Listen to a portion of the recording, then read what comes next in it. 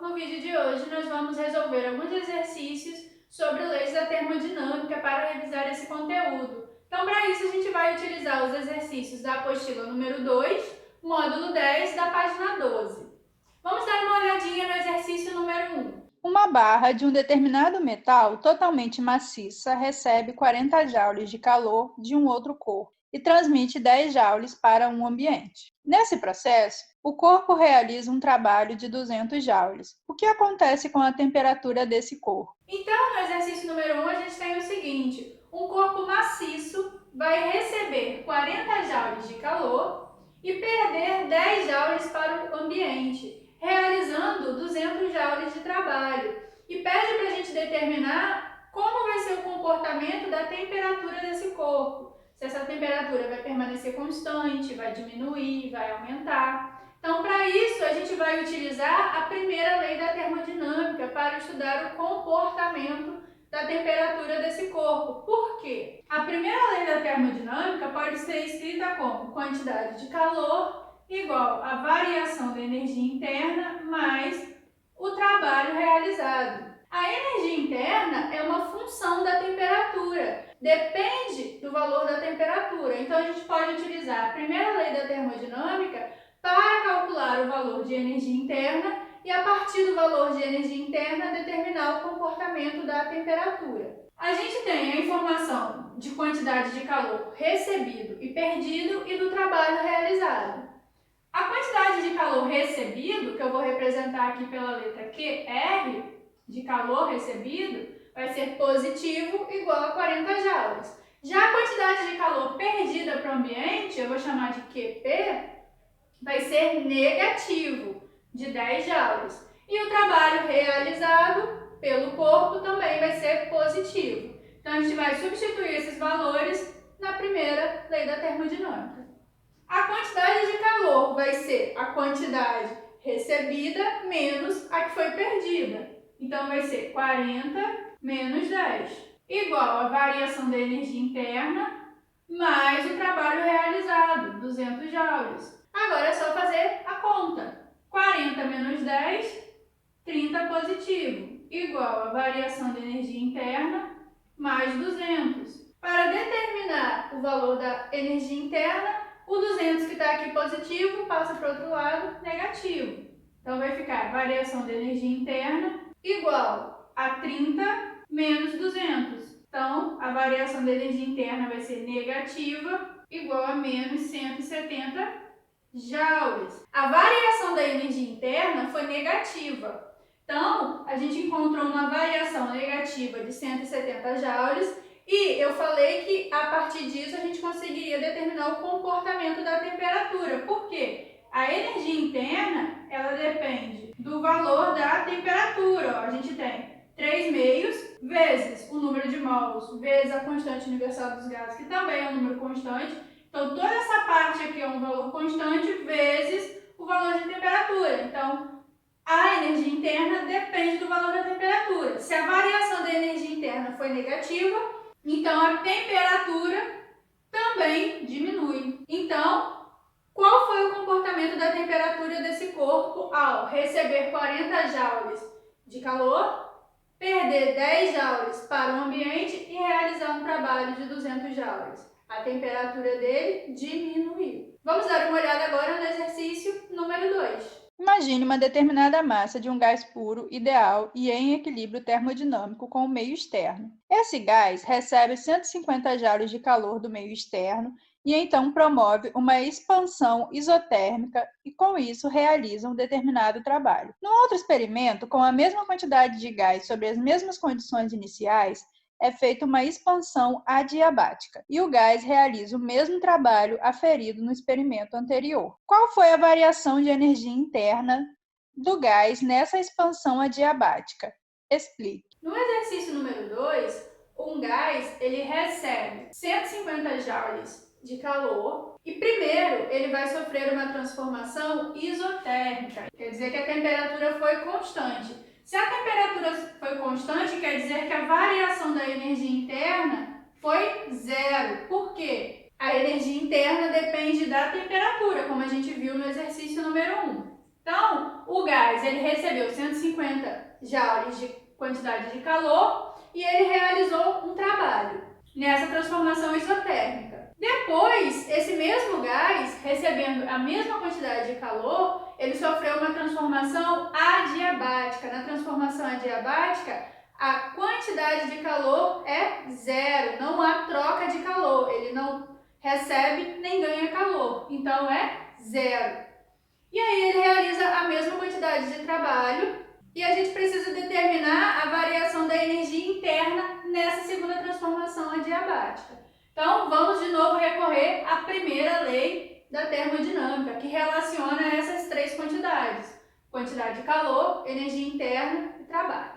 Então, na primeira transformação, que foi isotérmica, temperatura constante, qual foi o valor de trabalho realizado ali pelo gás? Quantidade de calor igual a variação da energia interna mais o trabalho. Se na transformação isotérmica a variação da energia interna é zero, porque a temperatura não varia, a temperatura é constante, então esse valor é zero. A quantidade de calor vai ser igual ao trabalho realizado. Então, todo o calor recebido, que foi de 150 joules, foi transformado em trabalho. Então, a gente já sabe que o trabalho realizado na primeira transformação isotérmica foi de 150 joules positivo. Agora, quando vai para a segunda transformação, que é a adiabática, que não troca calor, não ganha nem recebe calor, e ele realiza a mesma quantidade de trabalho, o que vai acontecer com a variação da energia interna?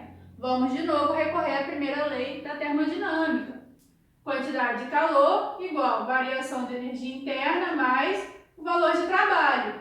Olha só, a quantidade de calor é zero.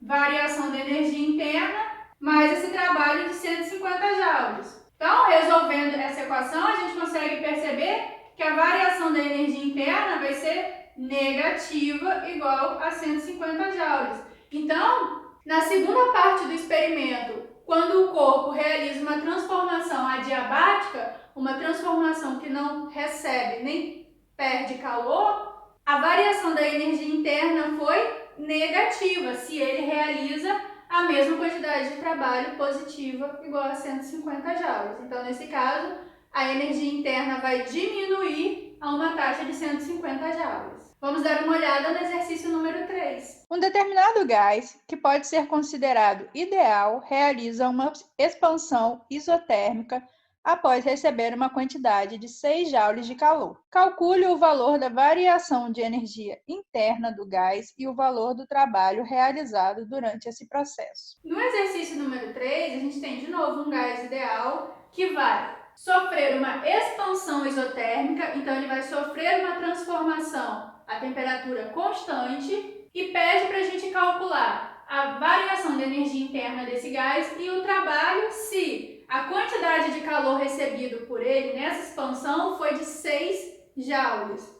Então, primeira lei da termodinâmica de novo. Quantidade de calor igual variação da energia interna mais trabalho. Expansão isotérmica, temperatura constante. Se a temperatura é constante, variação da energia interna é zero. Então, a gente já consegue determinar logo de cara, por ser uma expansão isotérmica, temperatura constante, que a variação da energia interna é zero. Por quê? A temperatura é constante. Então, a variação da energia interna foi fácil de determinar. Agora, para a gente calcular o valor do trabalho, é só a gente usar a primeira lei da termodinâmica. Ó. O calor recebido é 6 joules, variação da energia interna é zero, e o trabalho, então, vai ser quanto? Ó, 0 mais trabalho vai dar trabalho. Trabalho igual a 6 joules positivo. Então, o trabalho realizado por esse gás numa expansão isotérmica vai ser igual a 6 joules. Vamos dar uma olhada agora no exercício número 4.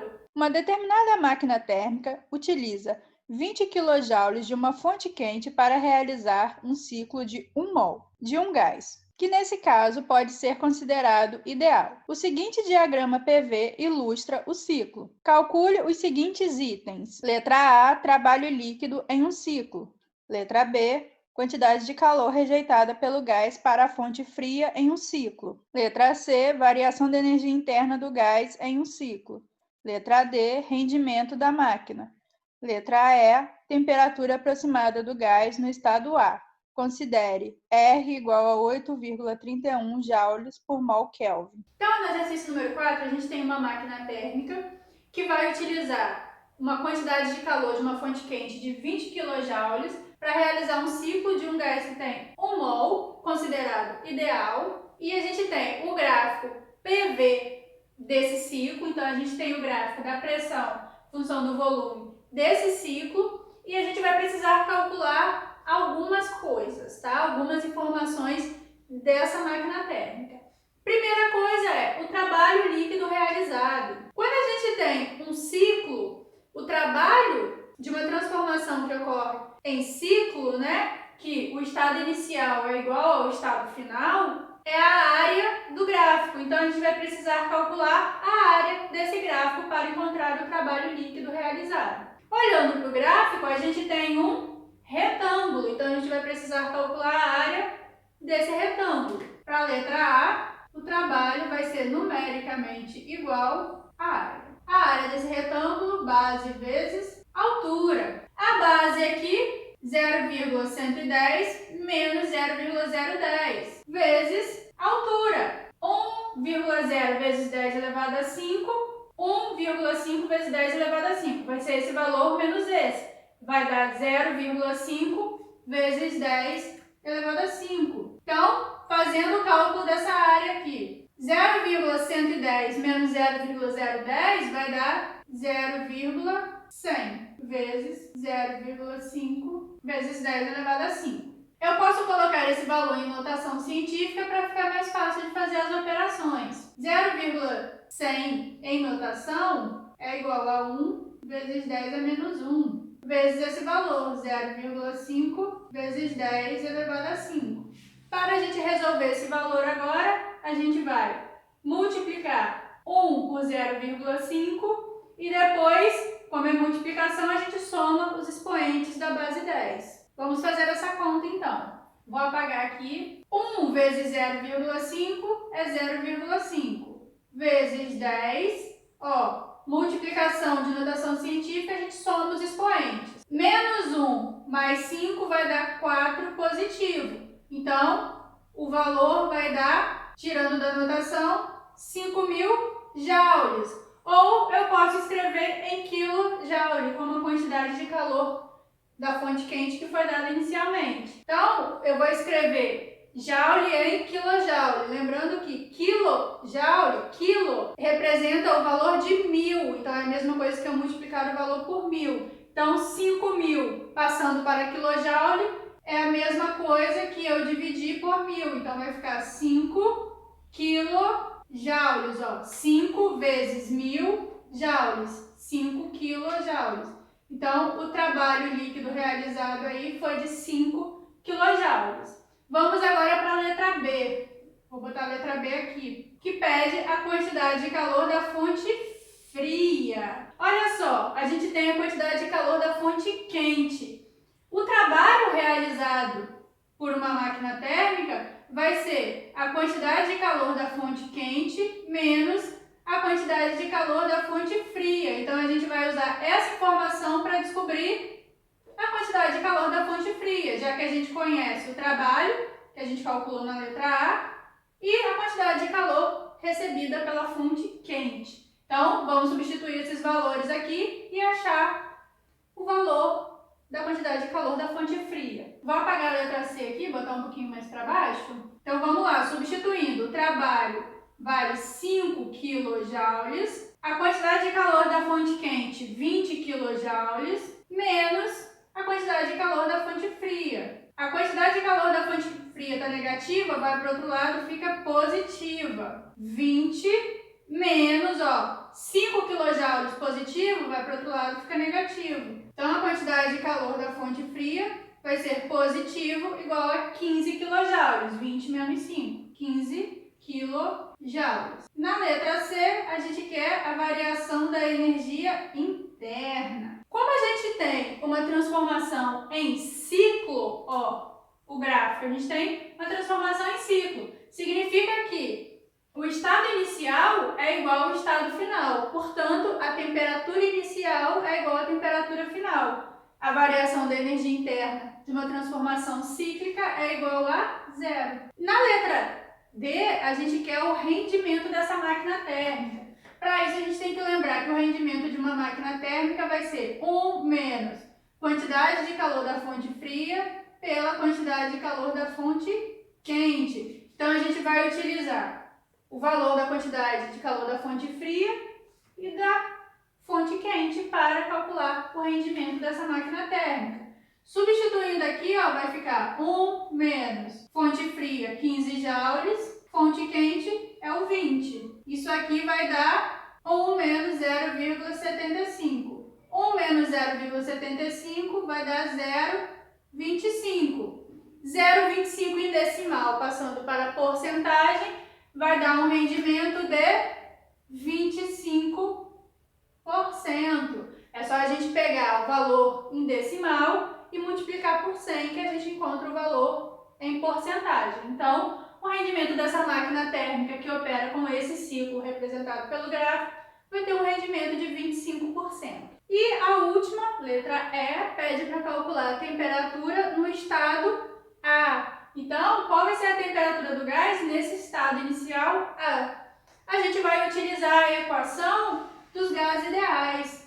PV igual a nRT. Por quê? A gente quer a temperatura num estado específico, o estado A, e a gente conhece a pressão do estado A, está aqui, ó, o valor de pressão no eixo vertical. A gente conhece o volume no eixo horizontal. A gente sabe que o gás possui 1 mol. A gente tem o valor da constante, que foi dada aí na letra E, e falta o valor da temperatura. Então, a gente vai usar a equação do Clapeyron para calcular o valor dessa temperatura no estado A. Pressão do gás no estado A, 1,5 vezes 10 elevado a 5, vezes o volume no estado A. O volume era 0,010 metros cúbicos. Vamos passar isso para a notação científica, para ficar mais fácil. 1,0 vezes 10 a menos 2 metros cúbicos, igual ao número de mols, que é 1, vezes a constante dos gases, 8,31, vezes o valor da temperatura, que é o valor que a gente quer determinar. Fazendo a multiplicação aqui, ó. 1,5 vezes 1, 1,5. Repete a base 10, soma os expoentes. 2 menos 5, 3. Igual 1 vezes 8,31 é o 8,31, vezes o valor da temperatura. Agora, a gente vai pegar esse valor que está multiplicando, passa para o outro lado, dividindo. A temperatura vai ficar igual a 1,5 vezes 10 elevado a 3, dividido por 8,31. Fazendo essa conta aí, vai dar 180,5 kelvins. Então, a temperatura já está em Kelvin. Por quê? A unidade da constante universal dos gases que a gente utilizou está usando a unidade de Kelvin para a temperatura. Então, o resultado já vai estar em Kelvin. Então, a temperatura no estado A é igual a 180,5 Kelvin. Então, esses foram os exercícios do módulo 10 na página 12.